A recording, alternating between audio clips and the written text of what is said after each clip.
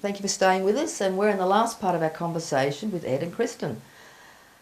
One of the questions that I wanted to ask when you're both here, have you been touched by cancer personally in your lives?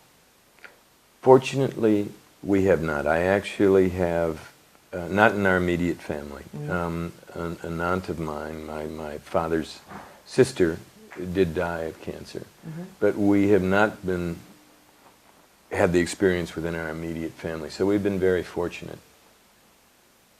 We have had, I have a good friend whose mother had very serious breast cancer, actually, but it's completely in remission, and she is absolutely one of the most vibrant people I know.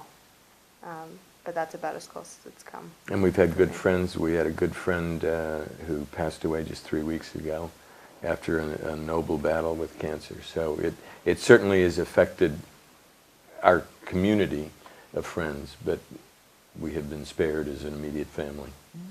Very blessed. Because, I mean, what percentage of people these days are we seeing with cancer?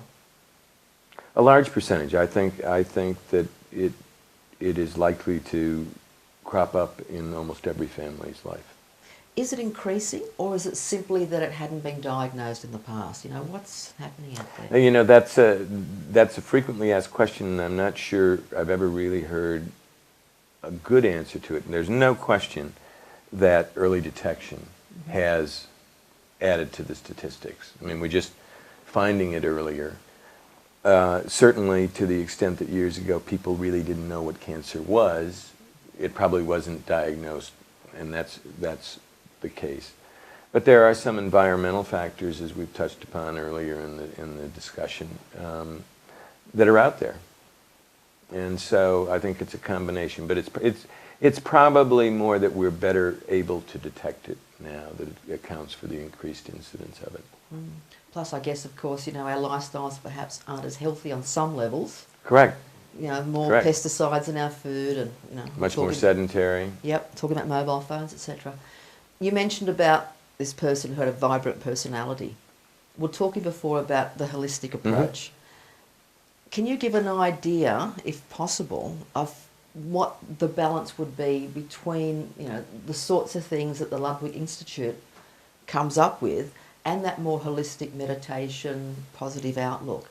Do we have any figures there to give any idea? I'm not aware of any figures, Robyn, but clearly there is not a major cancer center in the world that I'm aware of that doesn't find support groups critical to the patient's treatment and I think ultimately outcomes. I think from the moment most patients in any sort of informed and sophisticated cancer center or hospital are presented with that diagnosis, they're handed a telephone number and the name of someone to call. And you know, every morning we see that as we gather before our walks, and you know, the whole notion you are not alone in this battle, that the fear of the unknown. Well, there have been others that have been to that precipice and they've stared down and they've come back. And so I think it's of incalculable value to have the psychological and spiritual support that comes from those sort of support groups. Let's just say, for you personally, and heaven forbid, I'm not wanting to put this out there, but let's just say that you discovered you had some form of cancer. What would you do for you? I would, if I was diagnosed with cancer, I would want to get the advice and a second opinion, certainly, from someone who is very experienced in the field, who was well networked internationally, so that they were bringing to bear on my disease state not only the best treatments that were available locally, but the best thinking that was available internationally. And certainly at the Austin Health, in the person of Professor Jonathan Sabone, you have someone who very much fits that bill. He travels and speaks widely. He attends symposiums around the world. So he is up to date on the state of the disease, the best thinking in terms of how it should be treated. And that's the sort of person that you would want advising you and counseling you on what your best course of action should be. And we've actually got him on the show next week, so please stay tuned next week for Jonathan.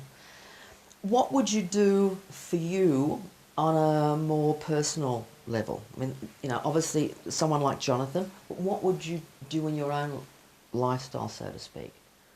If I were diagnosed? I think certainly an important thing is to have a positive attitude. I think the most remarkable attribute of many of the people that I have known who have been diagnosed with cancer is, as they go through these painful treatments, so few of them complain. So few of them wear this on their sleeve. They want their life to be normal. They don't want to impose upon their friends or family. They don't want to be a burden. You know, I think that is so noble. And I would just hope my shoulders were that broad that I could carry on in that tradition. Okay. Ed, thank you so much for being part of the program and sharing your wonderful information about the Ludwig Institute and your experiences on the Great Walk to Beijing.